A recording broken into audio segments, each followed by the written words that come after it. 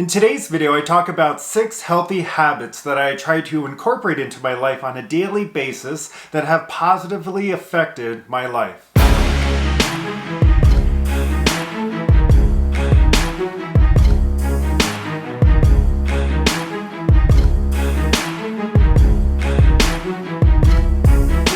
Hey guys, what is up? Welcome back to my channel. In case you're new here, my name is Mike and I'm a Kung Fu and Tai Chi teacher based out of Boulder, Colorado. On this channel, I share inspiration and strategies each week around topics such as personal growth, self-care, and mindfulness to help you live a more masterful life that is both intentional and fulfilling. So if you're new here, please consider subscribing. Today's video is going to be about some healthy habits that have changed my life. These habits are different than the ones I mentioned in my previous morning routine video.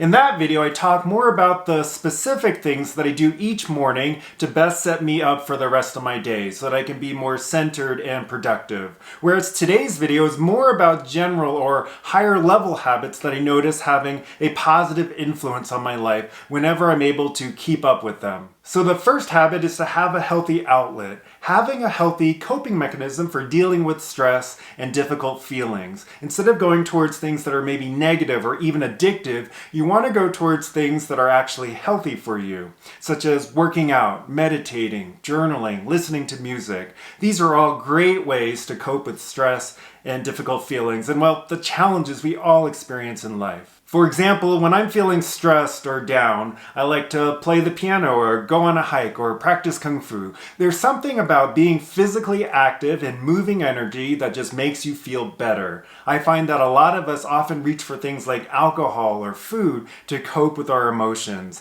And that's not to say we should never do that, but when it becomes a habit or an addiction, it can become a real problem. The second habit is to find a workout or physical activity that you really enjoy. When you're able to find that, it's much easier to love exercising. Like for me, I've never really been a fan of going to the gym. That's probably one of the reasons I ended up finding Kung Fu over some 20 odd years ago. Typical gym exercises like running on the treadmill and lifting weights just never really excited me. When I started Kung Fu, I was really passionate about improving. There was something about the way it made me feel, and I loved the idea that I could never be perfect, and that there was always room to grow and get better. That excited me, and it made me want to keep investing time and energy. Now, that's not to say every workout was fun. In fact, there were many times in the middle of a workout I was definitely not having a good time. Traditional Kung Fu training is very grueling and uncomfortable, but that's what made getting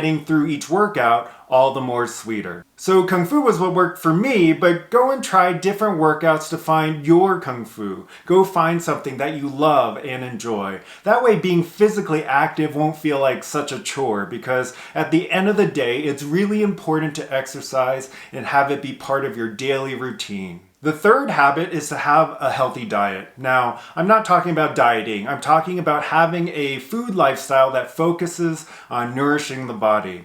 I think a lot of people don't realize how much food affects them and their overall energy and productivity levels. I found that when I eat healthy and what's right for my body, I always have more energy and it's easier for me to focus and be present. Because of that, it affects my happiness and how well I'm able to deal with stress. I think this habit is one of the ones that I find more challenging because I've always loved all different kinds of foods. I'm definitely not a picky eater. In fact, when I was younger, I would say I used Kung Fu as an excuse to eat whatever I wanted and whatever portions I wanted. But I've come to realize eating healthy and fueling my body properly can really benefit my life. It can be the difference between me having a really good, productive day and me feeling sluggish and not feeling like doing much at all. The fourth habit is to always be learning. I'm not much of a reader, so one of the main ways I do this is by watching YouTube videos. And a couple of years ago, I also started getting into podcasts.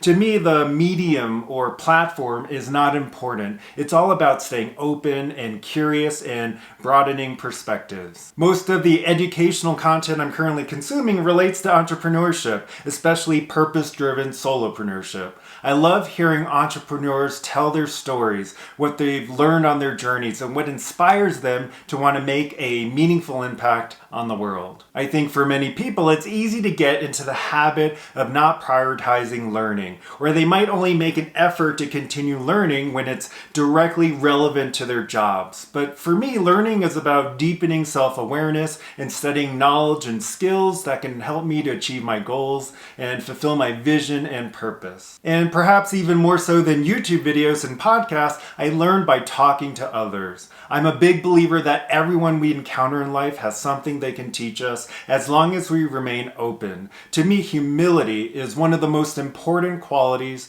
for a person to possess, especially as a leader or teacher. The fifth habit is to stop procrastinating. I know sometimes when I procrastinate doing certain things, all it leads is to unnecessary stress. So I try not to put off until tomorrow what I can get done today, especially if I know it's important and needs to get done. Similarly, when I set a goal for myself, I always try to take a first baby step the moment I set that goal. To me, it's like signaling your intention to the universe. And as I've mentioned in my previous videos, action builds momentum, and momentum builds motivation. So taking that first tiny step helps me to keep the end goal in mind and stay motivated. And the last healthy habit I have for you today is to practice self-care. And this is probably the hardest one because it requires discipline. It requires us to have to go deep into ourselves where we might not want to go. But as uncomfortable as it can be sometimes, it really is something that we owe ourselves.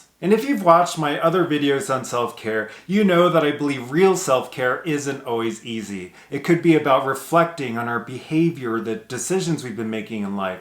Or it could be about taking a look at our feelings and being honest about whether we're properly acknowledging them or not, or whether we're distracting or numbing ourselves from them somehow, like we talked about in our first habit of healthy outlets. Maybe it's about facing whether we've truly been productive or not. Have we been moving towards our goals, or have we been slacking and making excuses? This is the kind of self-care that truly matters, because when we have this level of self-awareness, when we actually have the awareness to hold ourselves accountable for our behavior and choices, everything changes. That's when we are actually able to take ownership of them, and by taking ownership of them, we are empowered to direct or redirect our behavior and choices in ways that actually serve our greatest good and highest vision for ourselves. Okay, that's going to be it for this video. Thanks for watching, and I'd love to hear from you. Leave me a comment below about what is a healthy habit that has changed your life. Maybe it's something you think would be useful for me or for the other people watching. And please give this video a thumbs up if you found it helpful. Don't forget to subscribe if you're new and would like to receive inspiration and strategies like this each week. Have a wonderful day, and I'll see you in the next one.